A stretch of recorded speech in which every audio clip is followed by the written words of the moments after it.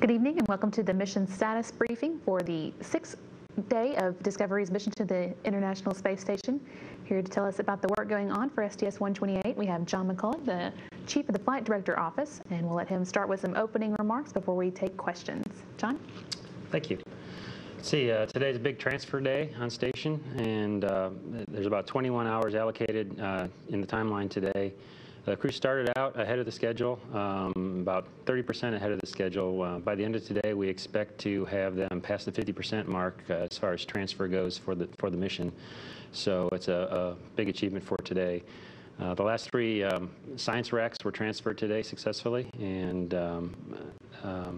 most of the resupply to the station from the MPLM and the mid-deck is well underway and nearly completed.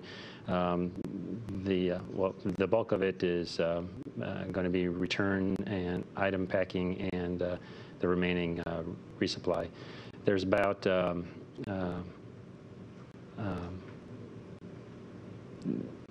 activities for today as far as the transfer goes. That's all pretty much the focus. Tomorrow we'll be doing EVA 2, and that should start around 4:30 Central and conclude by about 11 p.m. And that's a dedicated EVA with two experienced EVA crew members to relocate the ATAs, the ammonia tanks. Those are about 1,800 pounds each, and so it's a big activity and takes about the entire EVA to do. You may have been advised about a area and debris event that we're tracking on the station, and that time for closest approach is about 10:06 on Friday. With our latest update, we're looking at about 3 kilometers total miss in that area, which is right now not a valid probability of collision until about 30 hours beforehand, because there are uncertainties in the orbits and things that have to track out. So about 30 hours before the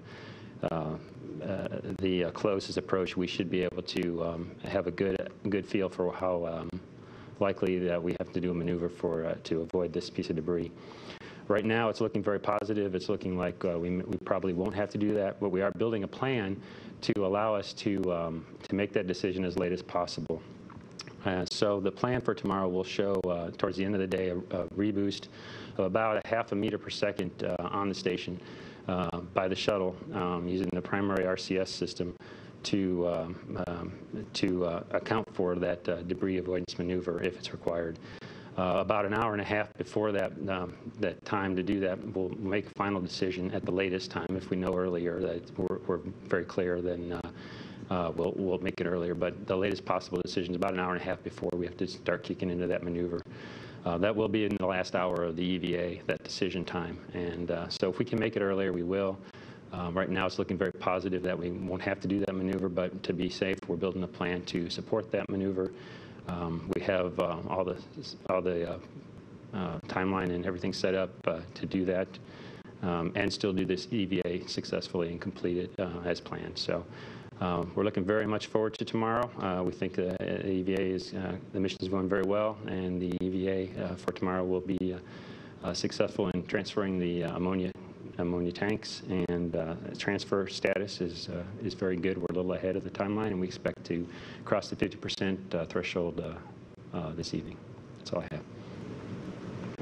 Okay, now we'll start with some questions here in the room and then take them from reporters on our phone bridge. Okay, next up is Charles Atkeison. Thank you. Charles Atkeison, SpaceLaunchNews.com. John, what technical differences, if any, are there between the new ammonia tank and the old one? And are there plans to carry this old one back to station refilled next year? I don't have the exact details on any design changes. I know this one is full, and that's the primary goal. The other one's been on orbit, I think, since 2002. And so it needs to come down and be refurbished, and the intention is to, I believe, take it back up to station. Okay. Do you have a flight plan for that one, returning it to station, or? I don't have that information with me right now. Okay, and one last one, please. Discovery marked her 5,000th orbit of the Earth this morning. It was around 3:50. I was wondering if I could get your thoughts on that milestone. It's been a week of milestones with the silver anniversary of Discovery. Yeah, the shuttle is an amazing vehicle, and Discovery's had a long history with us. We're definitely looking forward to these last shuttle flights, and to think doing the Novern rendezvous on the anniversary that you mentioned was definitely something to think about and something that we all reflected upon. We're very happy with that vehicle. Thank you. And Charles, to answer your question about the tank, when it will be refurbished and sent back up, that'll be launched on STS-131 in March. Next up on the phone bridge is Tarek Malik. With being no other questions here in the room, I think that wraps up our briefing for tonight. We'll head back to live mission coverage. Coming up next in the Cruise Day, mission specialists Jose Hernandez and Danny Olivas are going to be answering questions that were submitted through YouTube and Twitter at 8:55 p.m. Central Time. And then after that, Olivas and Christer Fugelsang will begin their camp out in the Quest airlock in preparation for the second spacewalk of the mission. That camp out starts at 1:54 a.m. and the rest of the shuttle crew will be going to sleep at 3:30 a.m. Central Time. And we'll have our on-console interview with Space Station Flight Director at 9 a.m. and our next briefing will be after tomorrow's spacewalk. In the meantime, you can keep up with all the STS-128 mission events at the NASA website, www.nasa.gov. Thanks.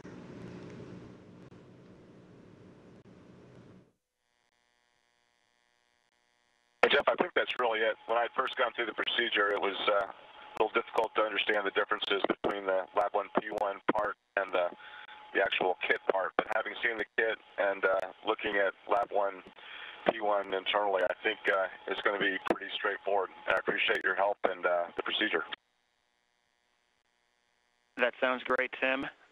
We're certainly looking forward to having you execute that, and we're glad that everything became much more clear once you got your hands on the hardware.